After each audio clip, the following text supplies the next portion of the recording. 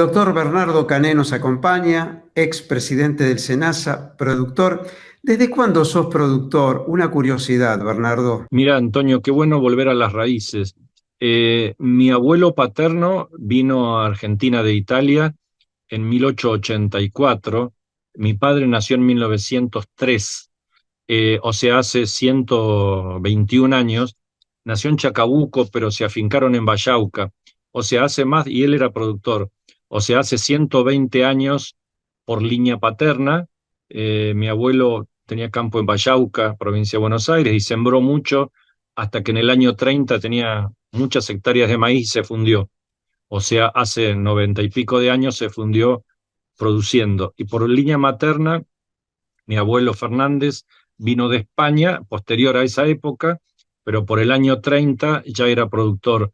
Era pastero, es un oficio inusual hoy en día. Tenía un campo en Bermúdez, provincia de Buenos Aires, que ahora es nuestro, y él cargaba todas las noches, o noche por medio, un camión de alfalfa, perdón, una chata que iba desde el campo 3 kilómetros al tren a Buenos Aires de alfalfa fresca que llegaban al día siguiente para llevar a los corralones, a donde había caballos, carros, etcétera.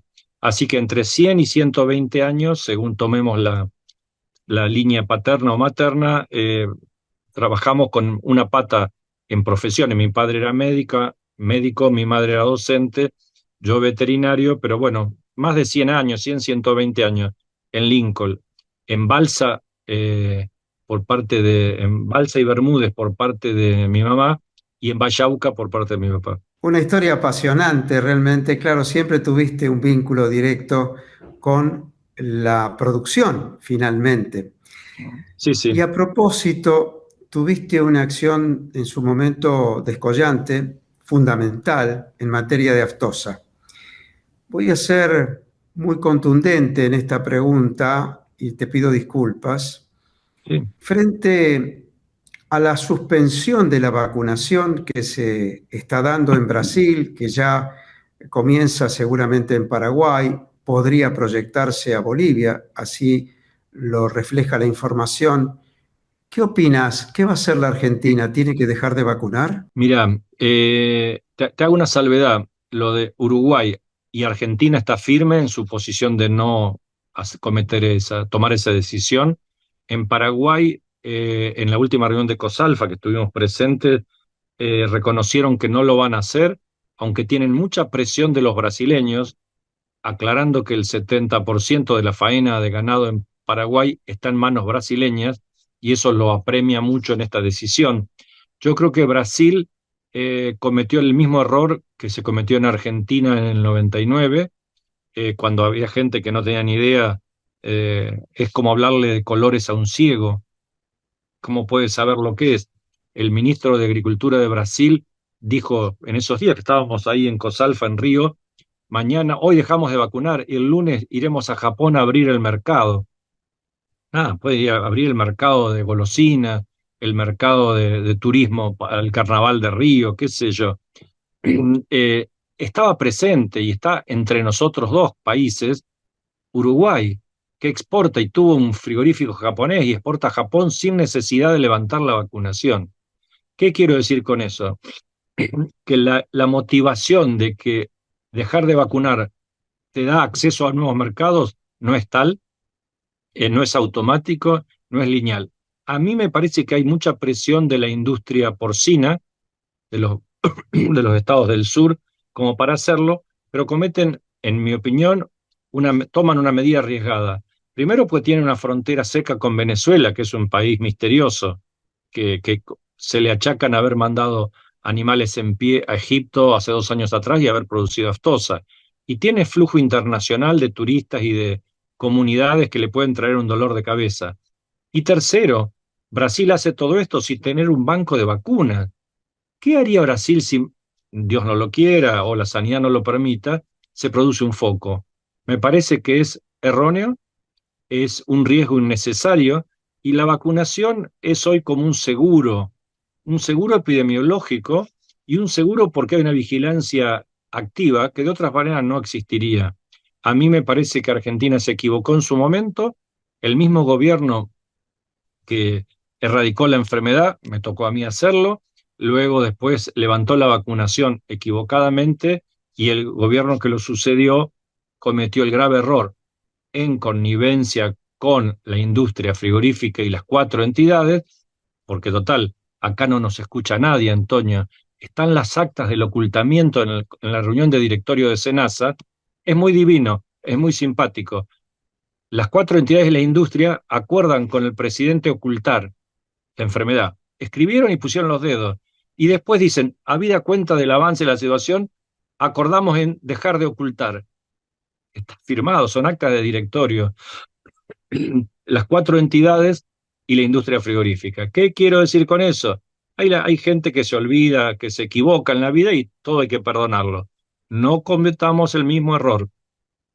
En todo caso, sí, me pareció sano la discusión de que Argentina no tenía que tener cuatro cepas y se bajó a dos. Se prometió importar vacuna a la mitad de precio. Hasta ahora eso no sucede. La dilación en los procesos está llevando a muchos meses y me parece que el presidente no se enteró, que él lo anunció en Palermo, que lo anunció en la Cámara de Comercio, que el ministro de Regulación lo anunció, que el vocero lo anunció. Creo que se va a enojar cuando si se entera que no le hicieron caso. Muy importante esta reflexión y tenemos que llamar la atención acerca de lo que acaba de decir el doctor Bernardo Cané. Tomar debida nota porque él tuvo que asumir un rol en aquel momento y lo dijo, lo acaba de recordar, que fue prácticamente de emergencia. Finalmente, y en los segundos que nos quedan, ¿qué va a pasar con la exigencia de la Unión Europea, de los mercados europeos, sobre la deforestación? Esa historia que ahora se dilató por un año y que impone también barrera para arancelaria para nuestros productos. Mira, Antonio, te agradezco que me hayas tocado el tema. No es un tema sanitario, pero es un tema que tiene que ver con la producción. Europa tiene una doble personalidad, tiene una ambivalencia en lo que hizo, hace y exige a los demás. Europa era toda una gran foresta, figura en los libros históricos de hace 500 años los reclamos por la deforestación en el bosque de Sherwood, donde estaba Robin Hood, en Florencia, todo era una gran foresta, no quedó nada. O sea que ellos deforestaron, contaminan, etcétera, etcétera. Pero ahora, en vez de preocuparse por la pérdida de la identidad europea, que es la occidental, la democrática, la cultural, pierden la batalla con los extremismos de algunas religiones y en vez de ocuparse de eso, de ser más democráticos, de solucionar, de generar paz en Europa y no contaminar, se hacen los puros y nos obligan de una manera ilegal, porque un Estado o un grupo de Estados como Unión Europea no puede exigir algo sobre la legislación de un país, no puede ser una norma más dura, retroactiva, etcétera, etcétera, etcétera. Y eso era tan ilógico que los países del Mercosur, Estados Unidos, Alemania e Italia pidió su prórroga. Eso se desinfló y seguramente cuando se acerque el año próximo pasará lo mismo. Son ataques espasmódicos de lo que yo le llamo anarcoambientalistas. El doctor Bernardo Cané, productor, lo dijo él, con experiencia en el campo, pero también en la acción cotidiana, en la acción pública en su tiempo, expresidente del SENASA, y la perspectiva del negocio que tiene que ver no solamente con la identificación electrónica, la sanidad, en este caso con un punto que se está debatiendo en el mundo, una nueva barrera arancelaria, la deforestación, sino con la tarea cotidiana de los que producen y producen bien. Hasta la próxima.